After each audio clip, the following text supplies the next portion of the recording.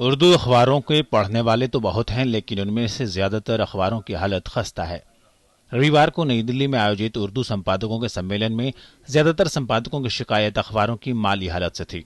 साथ ही मसला प्रशिक्षित स्टाफ की कमी को लेकर भी था, जिस बारे में सूचना और प्रसारण मंत्री मनीष तिवारी ने उर्दू पत्रकारों को भरोसा दिलाया कि इस बारे में ठोस कदम उठाए जाएंगे।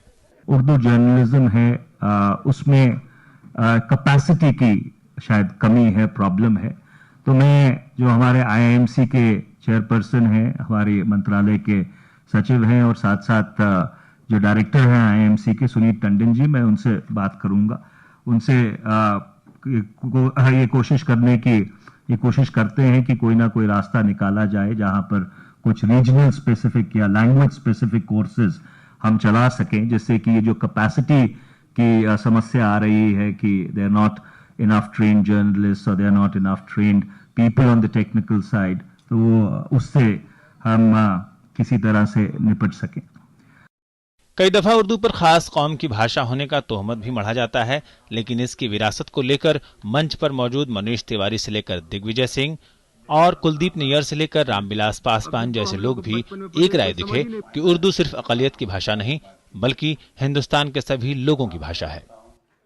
सारी कांग्रेस के राज्यों को ये कर देना चाहिए कि अगर किसी भी सरकारी स्कूल में 40 बच्चे भी अगर उर्दू जुबान पढ़ना चाहते हैं तो जवाबदारी सरकार की होगी कि वहां उर्दू टीचर अपॉइंट होना चाहिए। ये मान लिया गया है कि उर्दू मुसलमान की भाषा है।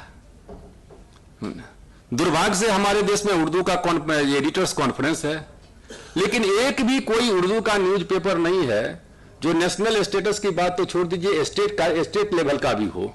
उर्दू अखबारों के संपादकों ने सरकार से कहा है कि इन अखबारों के लिए विज्ञापनों में बढ़ोतरी की जाए और साथ ही सरकार कॉरपोरेट सेक्टर को भी उर्दू मीडिया में विज्ञापन देने के लिए प्रेरित करे। जाहिर है, उर्दू जैसी बेशकीमती भाषा अंग्रेजी के बढ़ते वर्चस्व की वजह से हाशिए पर जा रही है।